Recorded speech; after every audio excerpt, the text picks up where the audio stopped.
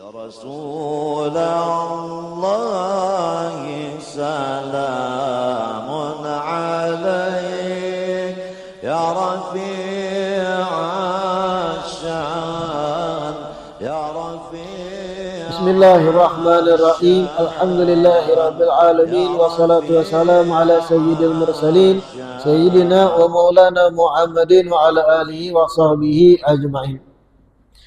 Alhamdulillah, segala puji selalu dan kembali terhatur kehadirat Allah yang masih memanjangkan umur, melimpahkan kesehatan pada kita seberataan, sehingga diperjumpakan lagi di majelis ilmu yang kita selalu berharap mudah-mudahan membawa kita pada kebaikan-kebaikan dunia dan akhirat. Amin ya rabbal alamin. Melanjutkan kitab Al-Ajwibatul Ghaliyah. Sin ma hiya al-bid'atul madhmumatul lati hadzarana minha ar-rasul sallallahu alaihi wasallam. Pertanyaan, apakah gerangan bid'ah yang tercela yang diwanti-wanti oleh Rasulullah sallallahu alaihi wasallam? Masih seputar pembahasan bid'ah, yang mana pertemuan sebelumnya kita belajar sudah bahwasanya ulama kita ahlu sunnah wal jamaah mulai zaman dahulu mereka sepakat atas kesimpulan bahwasanya bid'ah itu garis besarnya terbagi dua. Pertama, bid'ah yang baik, hasanah. Yang kedua, bid'ah yang dhalalah atau sesat. Bid'ah yang baik adalah setiap amal perbuatan yang bentuknya belum atau tidak ada riwayat secara spesifiknya di zaman ketika Nabi masih hidup sampai Sidin meninggal, namun amal perbuatan tersebut masih berkecocokan, berkesesuaian dengan perintah dan anjuran umum Al-Quran dan Sunnah. Ingatakan definisi bid'ah nang hasanah itu. Setiap amal perbuatan yang kadada di zaman Nabi sampai Nabi meninggal ada pernah diperbuat oleh Nabi, tapi amal perbuatan ini masih berkecocokan, berkesesuaian dengan anjuran bahkan perintah umum Al-Quran dan hadis. Dan yang memutuskan ini bid'ah hasanah atau bukan ulama, lain kita orang awam. Artinya kalau semenjak dahulu ulama-ulama kaliber besar kita menggawinya dan mereka mengatakan itu bid'ah hasanah, kita taklid maumpati. Contohnya perkara-perkara apa aja bid'ah nang baik nang kadada di zaman Nabi sampai Nabi meninggal, tapi kemudian di zaman sahabat digawi. Sudah kita baca semalam contohnya. Seperti mengumpulkan Al-Quran di dalam mushaf. Al-Quran itu di zaman Nabi sampai Sidin meninggal kadada nang tertulis di kertas atau di kulit binatang. Al-Quran sifatnya hafalan. Dan Al-Quran itu perlu pian paham, ketika turun kada sesuai dengan urutan-urutan yang saat ini kita lihat di dalam mushaf. Jangan biar kira Al-Baqarah yang pertama turun pada Nabi, lalu ditutup dengan An-Nas di juz 30. Urutan-urutan itu pun bid'ah. Sahabat yang mengurutkan. Sehingga terkadang yang mana turun di Makkah, yang mana turun Madinah, padahal harusnya yang di Makkah dahulu, terkadang terdahulu di juz-juz awal yang turun di Madinah daripada turun yang di Makkah. Penurunan Al-Quran beda dengan yang di mushaf yang kita lihat. Itu sahabat-sahabat yang mengumpulkan dari surat yang terpanjang, panjang sampai akhirnya juz ke-28, 29, 30 yang pendek, yang paling pendek sampai yang terpendek. Nah itu bid'ah. Siapa yang menggawi? Apakah Nabi yang membukukan Al-Quran? Dah. Di zaman siapa dibukukan? Zaman Sayyidina Utsman. Makhafatal indiras. Karena takutannya hilang hafalan oleh generasi sahabat. Artinya puluhan tahun setelah Nabi meninggal, hanyar Al-Quran dibukukan. Yang sebagaimana kita terima di mushaf-mushaf itu. Kalau kita mengatakan bid'ah segala perbuatan yang ada di zaman Nabi, berarti sahabat pelaku bid'ah sesat. Kalau kita katakan pian bersikeras bid'ah itu sebuting aja, apapun yang baru maka sesat. Apapun amal perbuatan kadada zaman Nabi sesat. Jangan diumpati. Mesti kan bapandir. Ikam ingin baca Al-Quran yang ada, yang itu adalah bid'ah, sesuatu yang baru. Zaman Nabi kada dibukukan Al-Quran, hafalan. Ini jangankan hafal 30 juz. Membaca Ad-Duha kita pun tahu. Ad-Duha handap. Kadang Al-Kafirun ada nang iyyaka na'budu wa iyyaka nasta'in, Al-Fatihah. Al-Kafirun kadang ada nang pun tahu. Kena musik bid'ah. Maulid bid'ah, ini bid'ah. Al-Quran bang kayak apa hukumnya? Yang di mushaf tuh siapa nama mau bulakan? Lain Nabi, sahabat berinisiatif. Itu artinya walau kada diucap oleh muntung Sayyidina Utsman, mereka paham bahwa ini bid'ah, iya, tapi bagus. Pertimbangannya bagus. Alasannya pas supaya terjaga Al-Quran. Kalau sudah dicatat tertulis, kada apa-apa. Lagi banyak nang kada hafal. Artinya ada terjaga tertulis. Untuk generasi-generasi penerus sampai hari kiamat tuh ada mewariskan Al-Quran yang sudah tercatat. Kemudian lagi sholat tarawih berjamaah.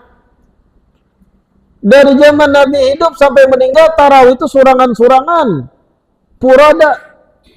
Di zaman siapa tarawih jadi berjamaah? Zaman Sayyidina Umar.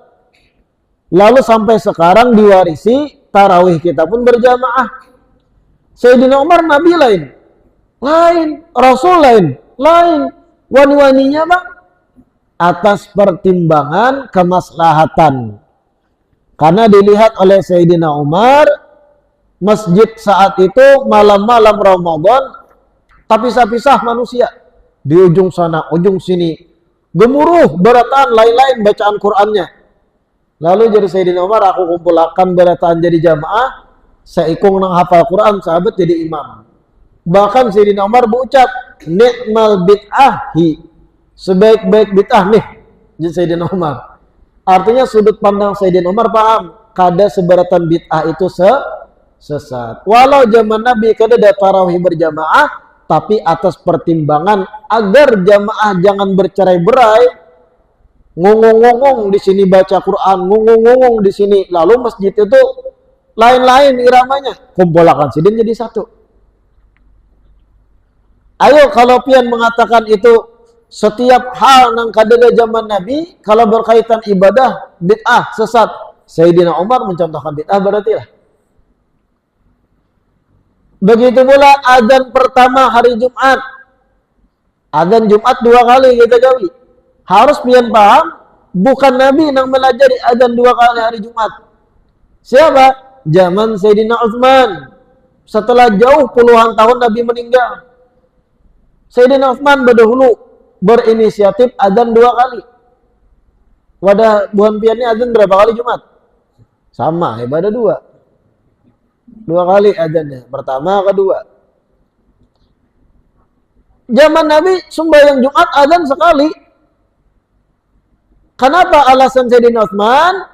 Ketika dikumandangkan azan pertama supaya nang bercerai-berai di tengah pasar itu siap siaga langsung ke masjid sehingga dapat pahala hadir Jumat. Jangan menghadang orang tuntung hajarnya datangan. Azan pertama itu peringatan supaya ayo lakas tulakan sudah ke masjid.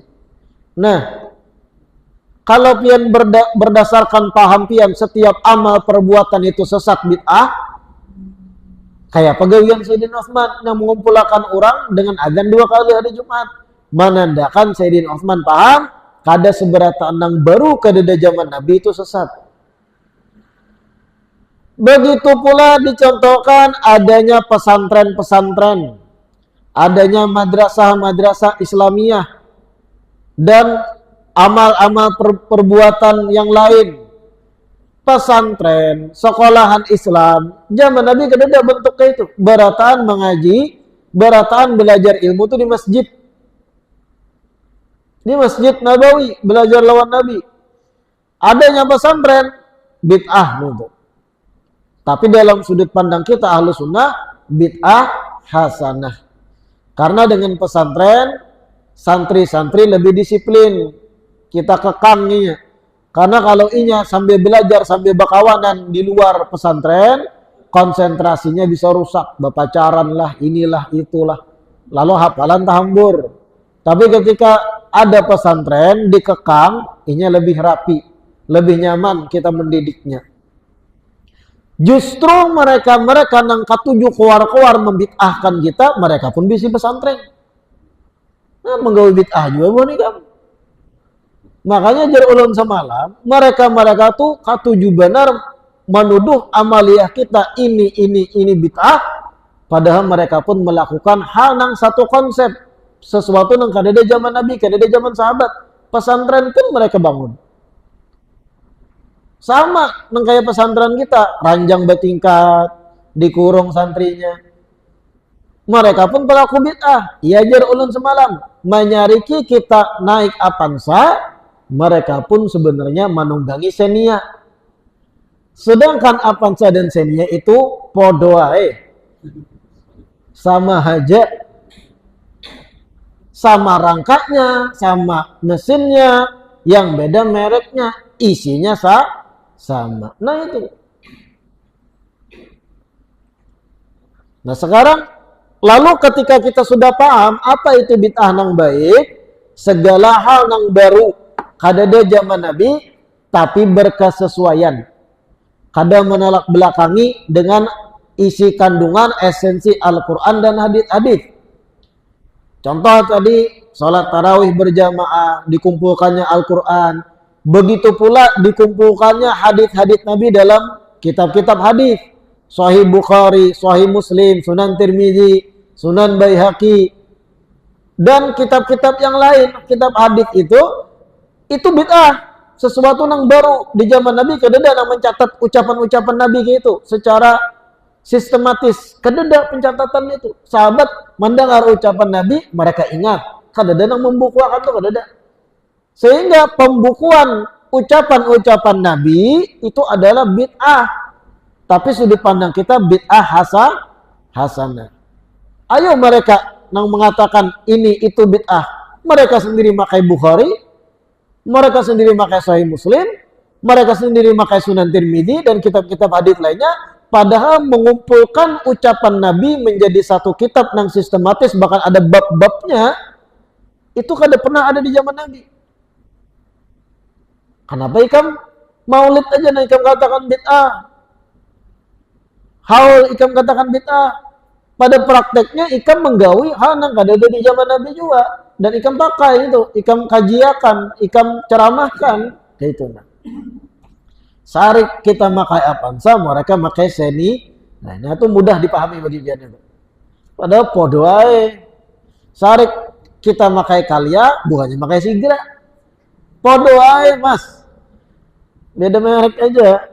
Mesin gerang nggak sama gitu. Ma hiya al-bid'atul madmumatul lati hadzarana minha ar-Rasul sallallahu alaihi wasallam. Apakah gerangan bid'ah nang tercela nang diwanti-wanti Nabi?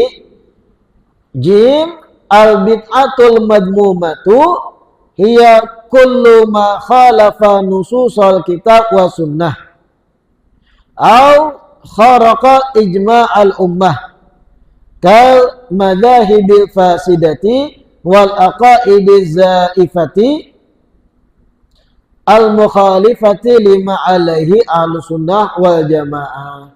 Bid'ah nang tercela itu kullu ma khalafa nususal kitab wa sunnah.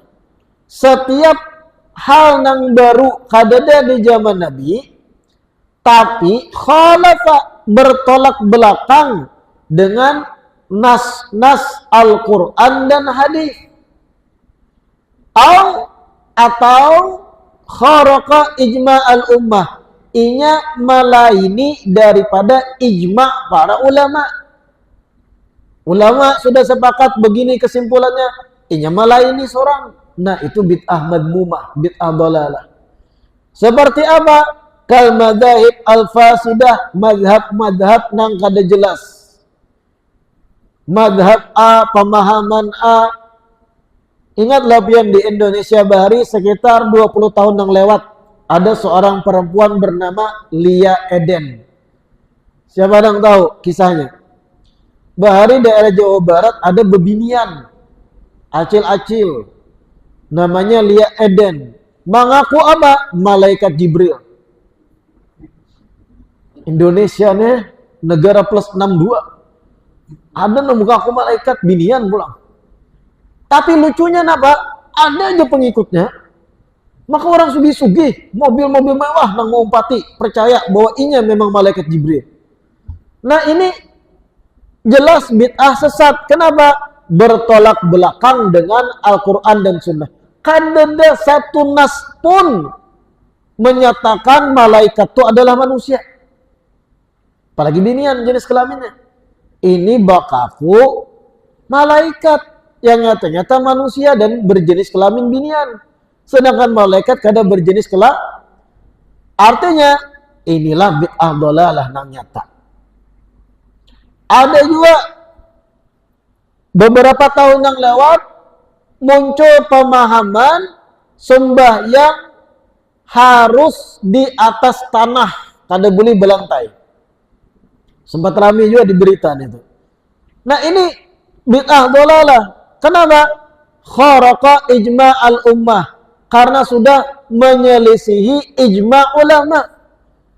Semua mazhab fikih ulama membolehkan orang sembahyang di atas sajadah, lantai, karpet selama suci tempatnya.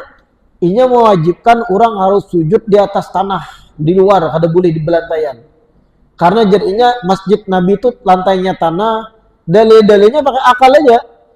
Karena bahari itu lantai masjid itu tanah berataan, kada ada keramik, kada ada karpet. Ini jelas bid'ah dalalah. Kenapa? Menyelisihi ijma' ulama. Sampai-sampai berucap nang mempelopori paham sembahyang di atas tanah itu. Perpecahan di antara umat Islam karena mereka sholatnya di atas keramik. Oh my. Jadi umat Islam ini pecah jadinya kada bersatu gara-gara salah sembahyangnya, berataan sembahyang di atas karpet, sejadah, keramik, harusnya berataan sembahyang di tanah. Adalah anak mencoba yang di aspal. Aspal pun kada sahnya lain tanah. La ilaha illallah. Nah, ini bid'ah dalalah. Kenapa? Menyelisih ijma' umat, ijma' ulama. Macam-macam lagi. Hal-hal yang memang jelas mukhalafah, bertolak belakang dengan kandungan Al-Quran dan Sunnah. Kalau kita orang awam, kadang awam menelitinya, kembalikan pada ulama. Kita bertakun, ulama ini kayak apa? Bid'ah dalalah kada nih. Muncul di kampung kami pemahaman begini-begini misal. Pemahaman boleh bebinian berisi laki 3 contohnya. Monogami. Kalau lakian kan poligami. Bagaimana kalau bebinian yang berlaki 4? dengan atas dasar pemahamannya adanya persamaan. Wah. Ayo pian lakian gaulang jawab. Kenapa kita lakian dalam fikih boleh bini 4, sedangkan binian kada boleh belaki 4? Kayak apa pian jawab? Hah? Muncul loh pemahaman-pemahaman gitu tuh muncul. Nang hendak kesetaraan gender bahasa anak gaul Jawa ini. Islam kada adil. Kenapa kalau lakian boleh bisi pasangannya 4 bininya? Kenapa binian kada boleh belaki 4? Kayak apa pian menjawab? Amun pian menjawab, tasarah Tuhan aja pian. Orang wah ini kada kanyang dengan jawaban itu. Generasi zaman sekarang ini, muda-mudi, mahasiswa-mahasiswi, kada kanyangnya dengan jawaban itu. Kada ikhna, kada qanaah. Kurang jawaban itu, terserah Allah. Jawabannya simpel kalau main logika. Kalau bebuannya menuntut kesetaraan gender, lalakian normal, basalawar handap kada bebaju tengah jalan. Itu dianggap normal oleh orang awam. Coba binian kayak itu juga. Besalawar aja kada sebebajuan. Bagian atas telanjang dada. Makanya kesetaraan gender, gawi juga kayak itu. Apa yang terjadi kan? Pelecehan. Artinya dari fisik binian aja sudah beda Allah menciptakan. Amun lelakian gak ada bebaju selawar handap, memang membuka auratnya kalau lintuhat kelihatan. Sekarang coba binian melakukan hal yang sama. Kira-kira bagaimana penilaian orang awam? Sambat orang macam-macam binian yang kayak itu. Tapi kalau lakian yang kayak itu berbaju, kada bebajuan berselawar handap wara, masih normal. Tapi kalau binian lenyap pian dihujat orang, ada yang merekam jana viral langsung di grup-grup Facebook pian. Perempuan di Jalan Beli mulai stres gara-gara kesetaraan gender. Yang kedua, ketika lalakian berisi bini 4, dengarkan nih, keempatnya dihamilinya. Yang satu hamil, yang dua hamil, yang ketiga hamil, yang keempat hamil. Lahir 4 anak dari beda ibu. Ketika orang bertakun siapa bapaknya, jawabannya seikung bapaknya. Anggap ngaran bapaknya Agus, berarti Beratan bin Agus. Ini contoh ada ngaran Agus lah. Contoh aja, oke kita ganti Agus Udin. Maginnya lah. Nang kira-kira orang Jalan Beli ke dedang aratnya apa ya? David. Ada orang Jalan Beli David ke haratan. Keempatnya bininya hamil, lalu melahirkan. Ketika ditakuni istri pertama siapa abahnya, David. Yang kedua siapa abahnya, David. Berataan yang keempat anak itu benda. Coba binian. Binian bisi laki 4. Hamil binian nih. Lahir anak. Orang betakun siapa abahnya.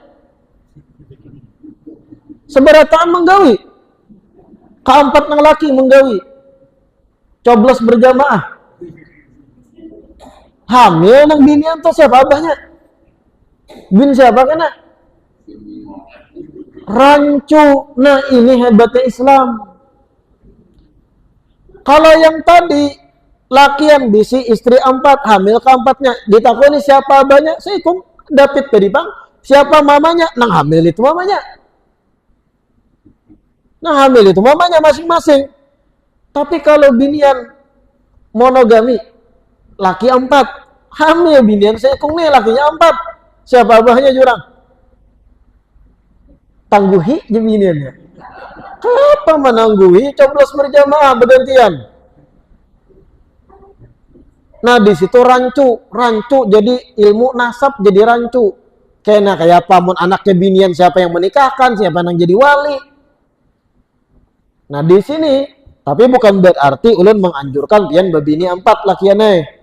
Karena memang fa in khiftum alla ta'dilu fawahida. Kalau pian kada kuat babini 4 seikung ajajar Allah. Kada sunnah babini lebih seikung tuh kada sunnah, yang sunnah babini seikung. Kecuali pian darurat harus bini lebih dari seikung. Contoh, bini nang ada kada sanggup lagi melayani pian karena pian perkasa ibaratnya. Kada sanggup lagi ulah banyak. Bebini ha pian pulang. Nah, marah. Di situ baru jar ulama dianjurkan bebini pulang. Repot. Bebini banyak tuh mau kabala. Sekong gini, bahirian, sodoknya laki ujung-ujungnya. Bunuhnya supaya kada bahirian. Na'udzubillah min. Nah, kadang awak kesetaraan gender tuh kadang awak. Nah, ini berbulik kayak tadi. Ini bid'ah dolalah ketika seseorang menuntut kesetaraan gender. Harus sama lakian binian, kadang awak. Pabriknya aja beda. Anatomi atau anggota tubuh lakian dan binian beda. Tiba-tiba muncul kaum feminis bahasanya. Kaum feminis. Lalu menuntut harus sama seberataan. Kenapa nang wajib berjumat itu lakian aja, binian pun hendak juga berjumat jar. Jumat dia pian tuh laki ke masjid sana. Enggak jadi pandiran orang. Nah, ini artinya kalau ada nang berbicara kesetaraan gender itu jelas menyelisihi Al-Qur'an dan Sunnah, dan itu jelas bid'ah dhalalah. Zaman Nabi kada ada kayak itu. Kama madzahibil fasida wal aqaid az-zaifa al-mukhalifa lima alaihi al-sunnah wal jamaah. Contoh bid'ah madmumah, bid'ah nang sesat adalah madhab-madhab atau sudut pandang fikih nang menyenyalah dan akidah-akidah nang palsu yang bertolak belakang dengan yang dianut oleh ahlu sunnah wal jamaah. Madalilu ala dalik. Apa dalil tentang bid'ah nang dolalah atau nang tercela itu? Ad-dalilu ala dalik al-ahadithul waridatu fi dhammil bid'ah. Dalilnya adalah hadits-hadits yang diriwayatkan seputar tentang mencela perbuatan bid'ah. Kaqaulihi sallallahu alaihi wasallam, seperti sabda Nabi, kullu muhdatsatin bid'atun. Setiap perkara yang baru diada-adakan itu adalah bid'ah. Wa kullu bid'atin dhalalah, dan setiap yang bid'ah itu sesat.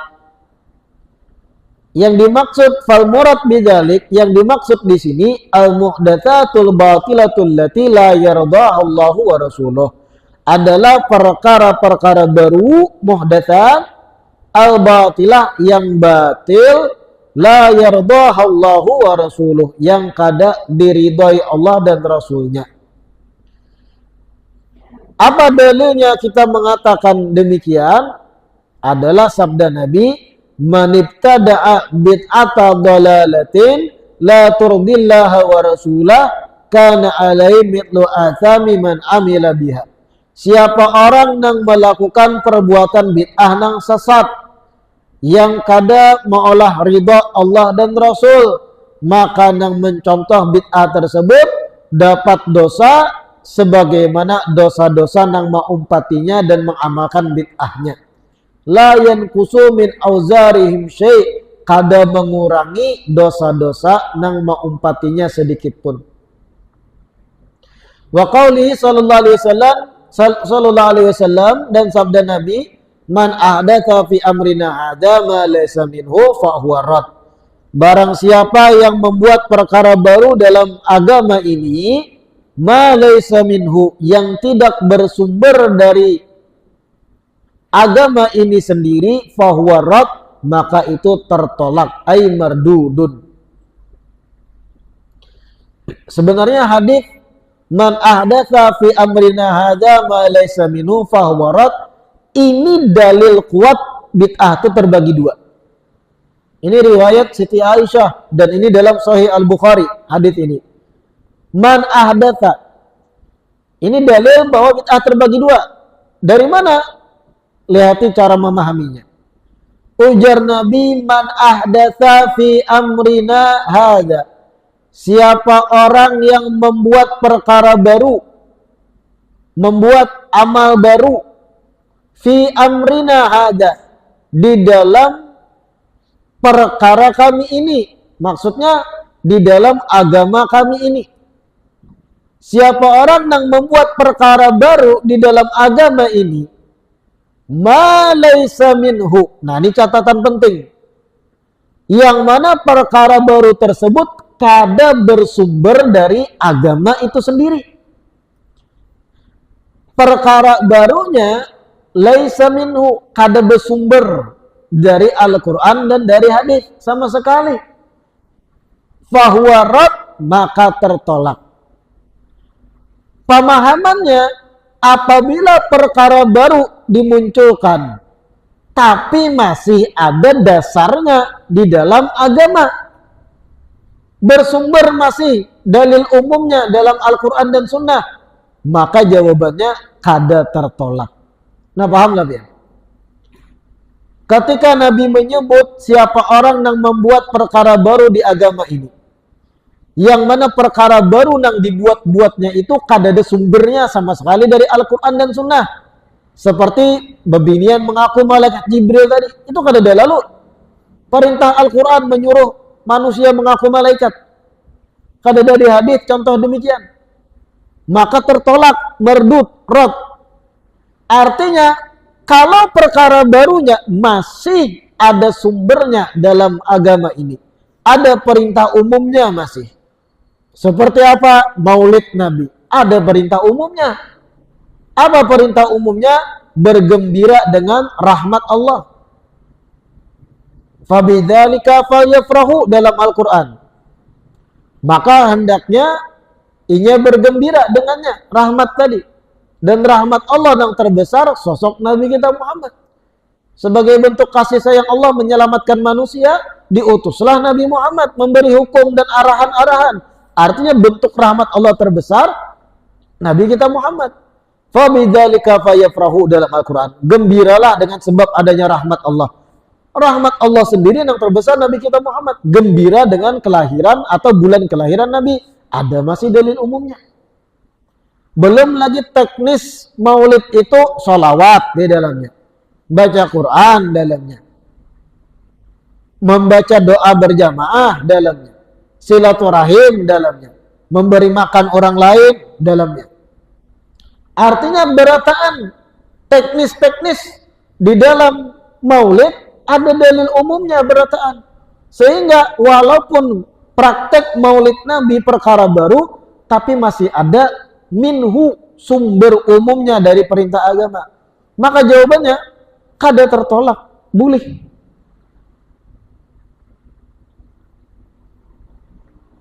Barang siapa yang membuat perkara baru dalam agama ini dengan catatan kada ada sumbernya lalu dari perintah agama ini, fahuwarat, maka tertolak, garis miring bid'ah dolalah. Artinya kalau ada sumber berarti kada apa-apa. Lawan dari tertolak apa? Diterima. Nah, ini sebenarnya hadis man ahdatsa fi amrina hada itu dalil kuat bahwa bid'ah terbagi dua. Karena Nabi lebih merinciakan yang mana bid'ah dolalah itu ma laysa minhu, perkara baru yang kada ada sumbernya dari agama ini. Dan ini Sahih Bukhari, hadis tersebut riwayat Aisyah. Sin jaa fil hadis as-sahih anin Nabi sallallahu alaihi wasallam annahu qala alaikum bisunnati wa sunnatil khulafa ar-rasyidin al-mahdiyyin. Ujar Nabi, berpeganglah kepada sunnahku atau ajaranku dan ajaran daripada khalifah-khalifah rasyidin yang diberi petunjuk. Abu alaiha bin nawajid, gigit ajaran mereka dengan geraham kalian. Wa iyyakum wa muhdatsatil umur, hati-hatilah kalian dari perkara-perkara yang baru. Faqulu muhdatsatin bid'ah, setiap perkara baru itu bid'ah. Wa zada fi riwayah, dan ada tambahan wa kullu bid'atin dhalalah, dan setiap perkara bid'ah itu sesat. Wa kullu dhalalatin finnar, dan setiap yang sesat letaknya di neraka. Famada qala ulama fi hadzal hadits, bagaimana ulama kita mengomentari hadis ini, yang mana hadis ini senjata utama mereka yang ketujuh membid'ahkan amaliyah kita. Ulama kita pakai apa? Menjelaskan. Qala ulama, berkata para ulama rahimahumullah taala, inna hadal hadits minal am al makhsus. Hadits ini adalah termasuk hadits yang lafadznya umum. Lafadznya umum, setiap yang baru bid'ah, umum itu. Artinya seberataan apa yang baru karena. Tapi lafadznya umum, al-makhsus, tapi pahamnya itu lebih mengerucut. Pahamnya lebih spesifik. Paham nggak maksud kalian? Lafadznya umum, tapi arah tujuannya itu tertuju pada hal tertentu, mengerucut. Wal murad yang dimaksud daripada perkara baru di sini al-muhdatsatul batilah, hal-hal baru yang memang batil. Wal bid'ah al-madmumah, dan bid'ah yang tercela. Allati laisa laha aslun fi syar'i, yang mana memang kadada sumber dasarnya lalu dalam syariat. Itu yang dimaksud yang dicela di sini. Walau lafadznya Nabi mengatakan umum, apapun yang baru bid'ah sesat. Itu umum ucapan Nabi. Tapi memahaminya jar ulama itu mengerucut pada hal-hal baru yang memang kadada dasarnya dalam syariat. Kalau hal-hal barunya masih ada dasar, ada apa-apa kayak itu.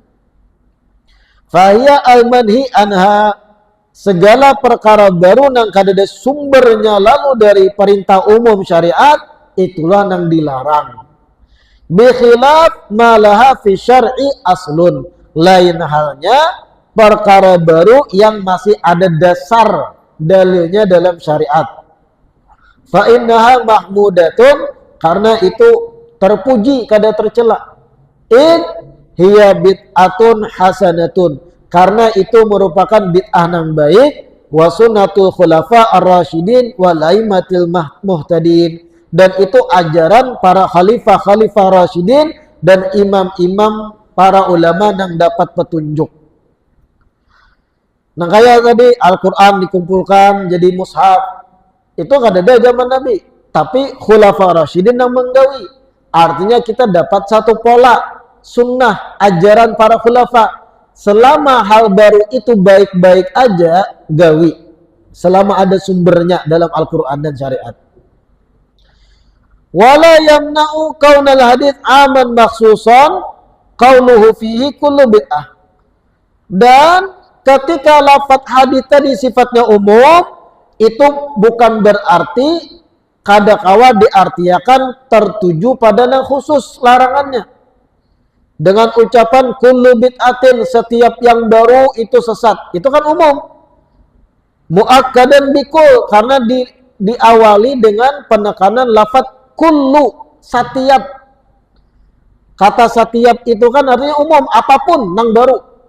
Setiap yang baru bid'ah ya Nabi. Ada kata setiapnya. Kata setiap itu sendiri sebenarnya kadang-kadang menjadi khusus, kada seberataan. Bal yadkhuluhu takhsisun ma'adzalik, itu bisa saja dimasuki menjadi taksis, lebih mengerucut pada tujuan tertentu, kada mesti berataan. Lafaz kullu atau setiap itu. Seperti firman Allah dalam Al-Quran, nah dalam surat Ahqaf itu Allah berfirman, tudammiru kulla syai'in. Ketika Allah menceritakan kaum Ad. Kaum Ad itu Allah turunkan kepada mereka siksa merupakan angin nang panas nang membakar. Ketika Allah menceritakan siksa angin nang membakar tadi pada kaum Ad, Allah berfirman, tudammiru kulla syai'. Angin tersebut memporak-porandakan, tadmir, merusak. Kulla syai'in, ada lafaz kul di situ. Segala sesuatu. Angin itu memporak-porandakan segala sesuatu dalam Al-Quran itu. Ada lafaz kullanya juga. Tapi pada fakta sejarahnya nang rusak kada seberataan. Bumi belahan lain kada rusak.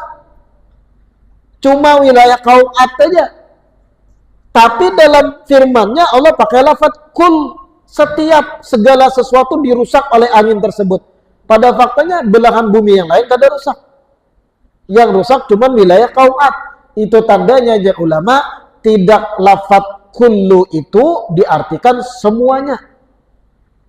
Kadang lafadznya walaupun kullu setiap, tapi lebih mengerucut tujuannya pada arah tertentu. Kadang mesti umum, yang lain pun kena.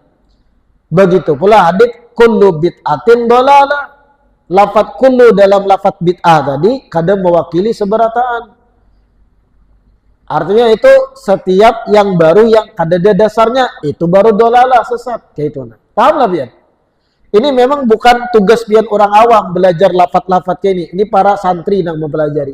Karena ini berkaitan erat dengan ilmu bahasa Arab.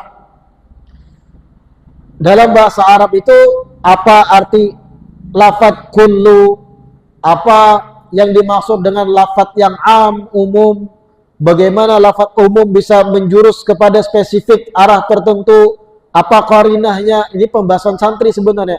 Intinya, kalau bebuhan waw sering membawakan hadis kullu bid'atin dalalah, setiap perkara baru itu sesat, lalu menyerang amaliyah kita, seperti maulid Nabi, haul, zaman Nabi kedada maulid, zaman Nabi kedada haul. Alasan buahnya, lafadz hadisnya itu umum. Setiap yang baru sesat. Bagaimana kita menjawab? Pertama, setiap lafadz kullu itu tidak serta-merta artinya umum. Apa dalil kita? Ayat Al-Quran surat Al-Ahqaf ketika Allah menceritakan kaum Ad yang disiksa dengan angin panas, Allah tuh mengungkapkan dengan tudammiru kulla syai'in. Angin tersebut memporak-porandakan segala sesuatu. Kalau diartikan kayak itu, kulla syai', segala sesuatu. Tapi pada faktanya yang hancur cuma kaum Ad. Artinya lafadz kul kada langsung diartikan umum, berataan muka bumi rusak. Sebagaimana lafadz kullu dalam hadits bid'ah artinya kada berataan yang baru itu sesat. Di satu sisi hadits lain menjelaskan man ahdatsa fi amrina hadza ma laysa minhu, itu mentaksis atau lebih mengarahkan apa yang dimaksud bid'ah sesat. Setiap nang ma laysa minhu kadada lalu dalil umumnya dalam Al-Quran dan Sunnah baru sesat. Itu. Kalau pian hendak lebih ekstrim lagi, jawab kepada kaum waw tadi. Pahamlah kaum waw, paham ya pian? Wahabi nih. Jawab pada mereka, kalau buan pian bersikeras setiap yang baru itu sesat, bid'ah, karena lafadznya umum, pian sendiri berarti pelaku bid'ah juga. Jangan cuma kami diserang. Oh kenapa? Kami pun dikatakan melakukan bid'ah. Kami kada bermaulid, kami kada berhaul, jerbuhan wow. Iya, bujur buan ikam kada bermaulid, kada berhaul. Tapi praktek-praktek keagamaan buat ikam pun ada hal-hal yang baru kada ada di zaman Nabi. Kalian berisi fakultas juga, kalian berisi madrasah, berisi pesantren. Zaman Nabi kada ada bangunan khusus untuk menuntut ilmu. Masjid tuh bang. Kalian memakai Sahih Al-Bukhari sebagai pegangan. Zaman Nabi kada ada perintah hadits ini dicatat dikumpulkan jadi satu kitab. Zaman sahabat pun belum ada kayak itu. Artinya konsisten. Kalau pian dengan dasar setiap yang baru itu pasti sesat, jangan cuma kami yang diserang. Prakteknya buhan ikam pun memakai hal yang baru yang kada di zaman Nabi. Kalau kita menyudahinya, ketika ada perkara baru itu kada bertentangan dengan Al-Quran dan Sunnah, walau kada secara spesifik di zaman Nabi, tetap itu baik dan kita sebut bid'ah hasanah. Gitu. Pahamlah sudah biar.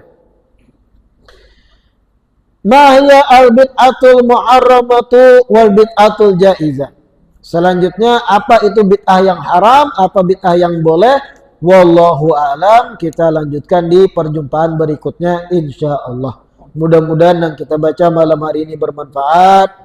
Mudah-mudahan istiqamahkan duduk di majelis ilmu.